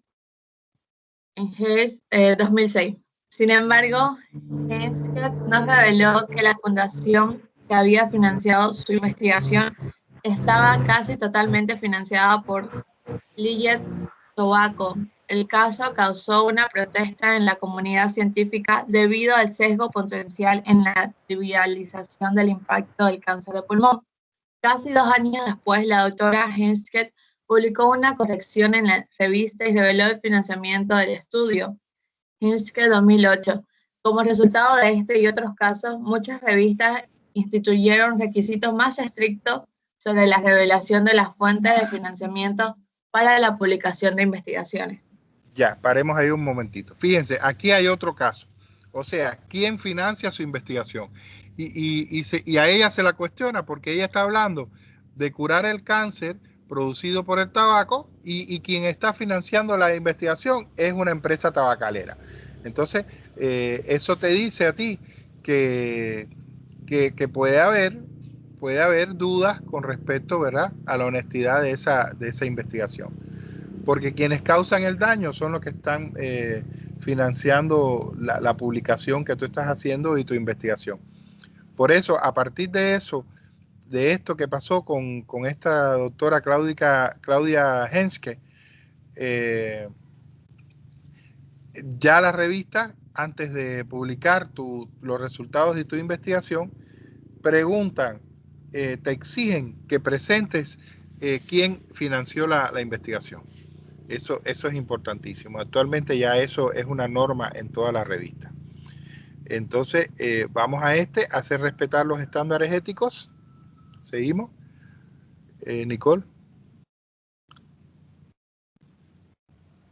Ya dicen, hacer respetar los estándares éticos. Gran número de incidentes han provocado el desarrollo de estándares claros y legales que se pueden ejecutar en la ciencia. Por ejemplo, en 1932, el Servicio de Salud Pública de Estados Unidos, ubicado en Tuskegee, Alabama, inició un estudio de los efectos de sífilis en los hombres. Cuando el estudio empezó, los tratamientos médicos disponibles para la sífilis eran muy tóxicos y de una eficacia cuestionable. Por ende, el estudio buscaba determinar si los pacientes con sífilis estaban mejor recibiendo esos tratamientos peligrosos o no. Los investigadores reclutaron a 399 hombres negros con sífilis y 201 hombres sin sífilis para el grupo de control. No se pidió consentimiento a los individuos que participaron en lo que se llamaría el estudio Tuskegee sobre sífilis, y no se les informó su diagnóstico, sino que se les dijo que tenían sangre mala y que podían recibir gratuitamente tratamiento médico, que frecuentemente consistía en no administrar nada. Viajes a la clínica, comida y seguro funeral en caso de una muerte si participaban en el estudio. Paremos ahí un momentito, Nicole. Fíjense, miren, esto es un estudio, el estudio de Tuskegee es famosísimo dentro de estas cosas terribles que han hecho en la medicina después de los nazis. Esto sucedió en Estados Unidos. En primer lugar, fíjense, estamos en 1932, en el cual imperaba el racismo más brutal en los Estados Unidos. Y esta investigación se hizo con hombres negros, ¿verdad? Con afro-norteamericanos. Entonces, eso fue lo primero. Y además no se les pidió consentimiento, no se les dijo que se iba a hacer este experimento, sencillamente se los convenció. Imagínense, en 1932 estamos hablando de gente muy pobre y se los convenció a partir de que los viajes a la clínica se los pagaban y que además tenían comida y que si se morían tenían un seguro para el entierro y todo lo demás. Y esta gente decidió participar en el estudio, ¿verdad? O sea, aceptaron participar en el estudio, aunque no se les decía qué es lo que se iba a hacer. Ahora, miren, aquí está. Este estudio siguió, esto es uno de los casos más sonados porque siguió prácticamente, miren, hasta 1972 y más. Ahora, en el 47 ya existía la penicilina, que la penicilina es uno de los principales, ¿verdad? Fármacos que se usa, medicamentos que se usa para tratar la sífilis. Sin embargo, ya existía en el 1947 y miren lo que pasó. Seguimos entonces, Nicole. Ya. Para el año 1947, la penicilina ya era un tratamiento eficaz para la sífilis. Sin embargo, en vez de tratar a los participantes infectados con penicilina y concluir el estudio, los investigadores de Tuskegee retuvieron la penicilina y la información sobre el medicamento en nombre del estudio sobre cómo expande la sífilis y mata a sus víctimas. El inescrupuloso estudio continuó hasta 1972, cuando una filtración a la prensa provocó una protesta de parte del público en su final. En ese entonces, sin embargo, 28 de los que participaron al principio habían muerto en sífilis y otros 100 murieron por las complicaciones médicas asociadas en esta enfermedad. Es más, 40 esposas de los participantes habían contraído la enfermedad y 19 niños nacieron con la misma. ¿Sigo, Lisa? ¿O? Seguimos, sí. Ya. Como resultado del estudio Tuskegee sobre sífilis y el juicio de los doctores en Nuremberg, el Congreso de los Estados Unidos aprobó la Ley Nacional para la Investigación en 1974. La ley crea una Comisión Nacional para la Protección de los Sujetos Humanos en la investigación de biomédica y de comportamiento, dedicada a regular y supervisar el uso de los experimentos en los humanos y definir los requisitos para juntas institucionales de revisión. Como resultado, todas las instituciones que reciben financiamiento federal para la investigación deben establecer y mantener un IRB, una junta independiente de investigadores preparados que revisan los planes de investigación en los que participan sujetos humanos para asegurar que se mantienen los estándares éticos. La Junta de una institución debe aprobar todas las investigaciones con sujetos humanos antes de que éste se inicie. Las regulaciones para la operación de la Junta son emitidas por el Departamento de la Salud y Servicios Humanos de los Estados Unidos. ¿Sigo, Lisa? Seguimos. Sí, ya esto es información que no necesita ser explicada. Ya. Es también importante que los científicos de manera individual hagan concluir los estándares éticos en la procesión mediante la promoción de publicaciones accesibles al público y la presentación de los métodos y los resultados que le permitan a otros científicos producir y validar su trabajo y conclusiones.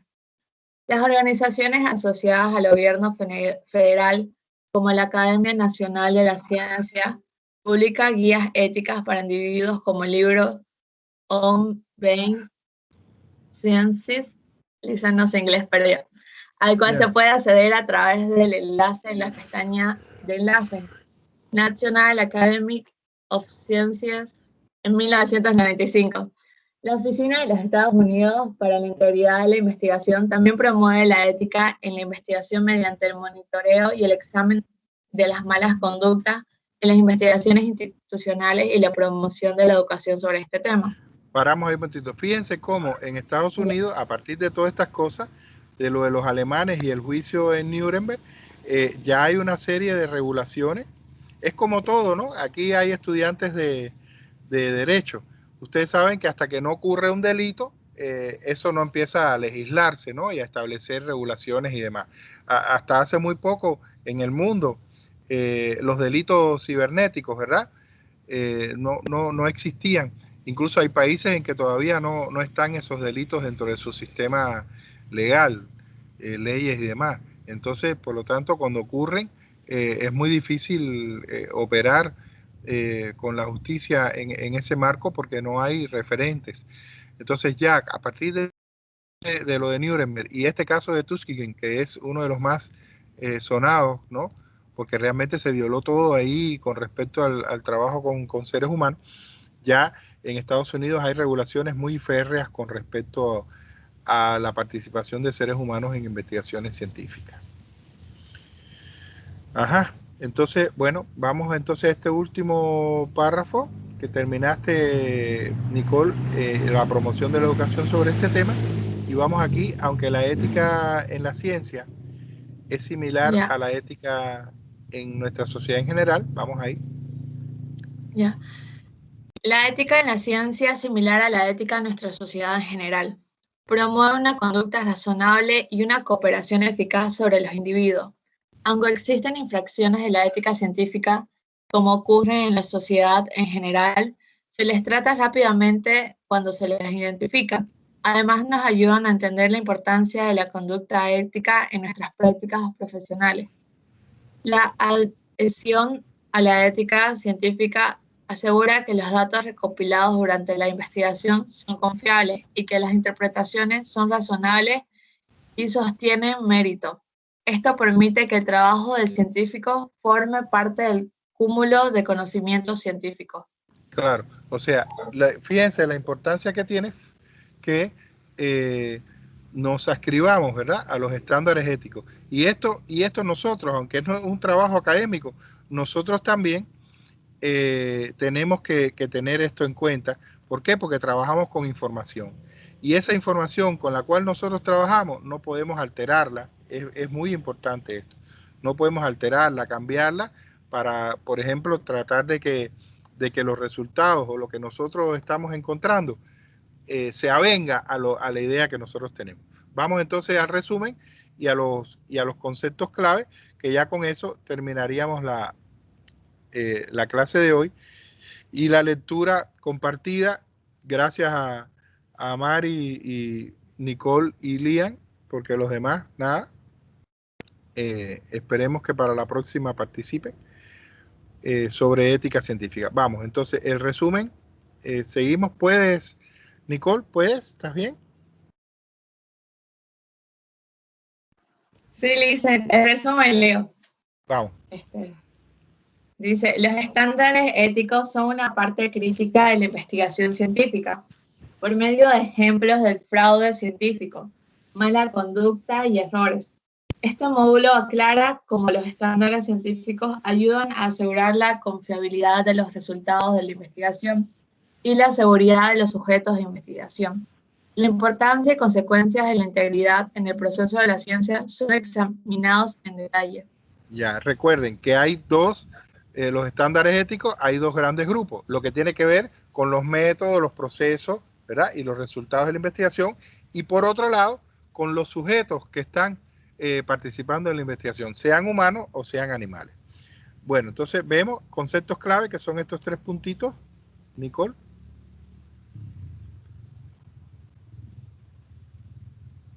Hola. Claro, Licen. Conceptos clave. La conducta ética en las ciencias garantiza la fiabilidad de los resultados de la investigación y la seguridad de los sujetos que participan en la investigación. Perfecto. Segundo punto. La ética en la ciencia... ¿Paro o sigo? Sigue. Ya. La ética en la ciencia incluye a los estándares de los métodos y los procesos relacionados con el diseño de la investigación, los procedimientos, el análisis de los datos, la interpretación y los informes. B, los estándares de los temas y las conclusiones relacionados con el uso de sujetos humanos y animales en la investigación. Tercer punto, La duplicación, la colaboración y la revisión realizada por colegas ayudan a minimizar las brechas éticas y a identificarlas cuando ocurren. Perfecto. Fíjense, tres conceptos clave. Tener una conducta ética en la investigación garantiza, ¿verdad?, que los resultados de la investigación que usted está haciendo sea fiable y que además los sujetos, si es que es una investigación en la que participan sujetos, humanos o no, de los sujetos estén seguros en esa investigación. Y para tener claro que cuando hablamos de la ética en la ciencia, tenemos dos grupos, ¿verdad? Primero, los estándares que tienen que ver, cuando hablamos de estándares, estamos hablando de las guías, lo que hay que cumplir con respecto a qué, a los métodos, a los procesos relacionados con cómo diseño la investigación, los procedimientos que hago, que implican métodos, técnicas e instrumentos, y cómo analizo los datos, los resultados de mi investigación, la interpretación de los mismos y cómo elaboro los informes. Y por otro lado, los estándares de temas y conclusiones relacionados con el uso de seres humanos, ¿verdad? Cómo yo tengo que cumplir con eso para que esa investigación sea válida. Y por último, lo que hemos visto de la duplicación, la colaboración y la revisión que deben realizar colegas para demostrar que lo que tú investigaste es cierto, ¿verdad? Cuando hablamos de duplicación, es que si es un experimento, si es una investigación experimental, la duplicación es que otro colega repita el ejercicio que tú estás planteando, ¿verdad? Y cuando hablamos de colaboración, es que otro colega te colabore en el proceso. A ver, ya yo hice esto, a ver, haz tú esta parte y tener diversas personas trabajando en esta investigación, lo que da más seguridad de que hay menos posibilidad de engaño. Y por último, la revisión, que es lo que sí está en relación directa con lo que nosotros hacemos, ¿verdad? En investigación documental. Que se revise y que usted facilite todo el proceso de revisión. ¿Y cómo usted facilita el proceso de revisión de lo que ustedes están haciendo? Por ejemplo, su perfil. Poniendo toda la fuente, la cita, señalando las citas, ya sea parafraseada, ya sea una cita de menos de 20 palabras, ya sea una cita de más de 20 palabras, tener todo clarito para que a la hora de revisar se pueda revisar. No que usted tenga ahí una cita y yo no sé de dónde salió, ni puedo revisar de dónde salió. Usted dice que salió de tal lugar o no lo dice. Entonces, si no lo dice es plagio, ¿verdad? Y si no informa de dónde salió, no se puede revisar. Bueno, aquí hemos terminado con este artículo. Aquí están sus referencias bibliográficas, fíjense. Bolton, Fisher, Doe, SC, Fleischmann y Pons, porque trabajaron incluso con lo que Fleischmann y Pons publicaron. Grant, Henske, trabajaron también con él, con varios artículos. Con la Academia de Ciencias. Fíjense cuántas fuentes tiene este documento.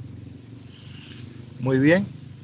Recuerden que yo lo voy a subir otra vez en la clase de hoy a la plataforma y lo voy a poner también en el grupo de WhatsApp para que trabajemos con él.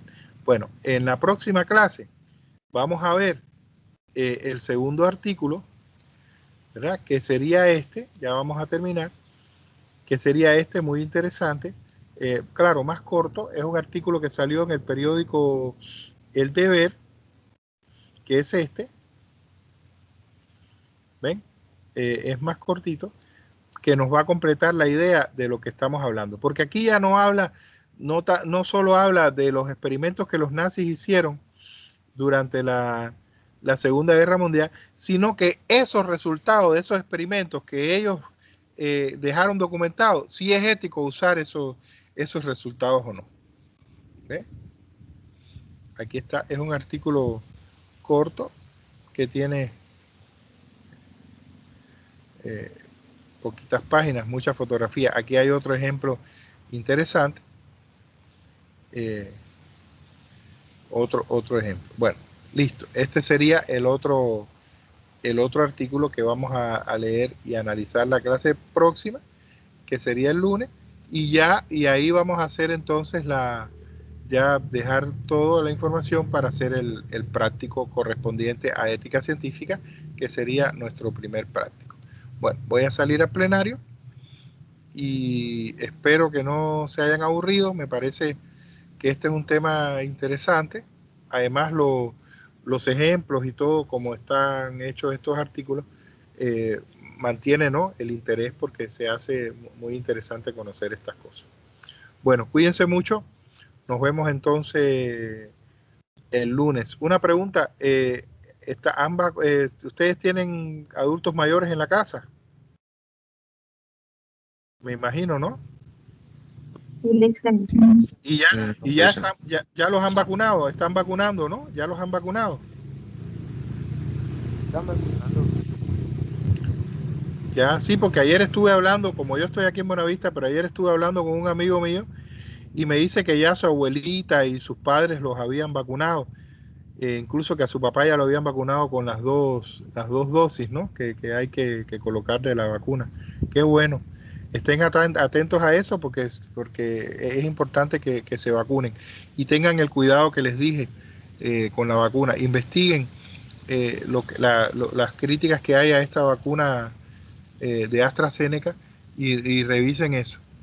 Y vean, ¿no?, cuando vayan a hacer la vacuna, si es esa vacuna o es la Pfizer o es la vacuna rusa que se llama Sputnik, que son digamos que las más recomendadas, porque hasta ahora no han recibido ningún tipo de crítica en ese sentido.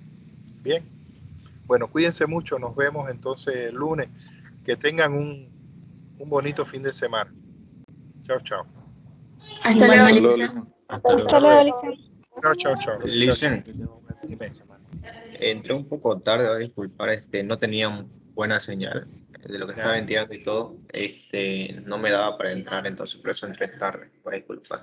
No hay problema, no hay problema. De todas maneras, la clase está grabada y los documentos yo los voy a subir tanto a la plataforma en la clase correspondiente a hoy como a el grupo de WhatsApp. ¿Está bien?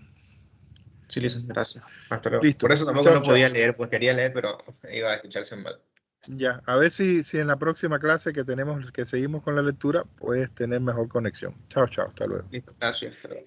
No, gracias a usted. Chao.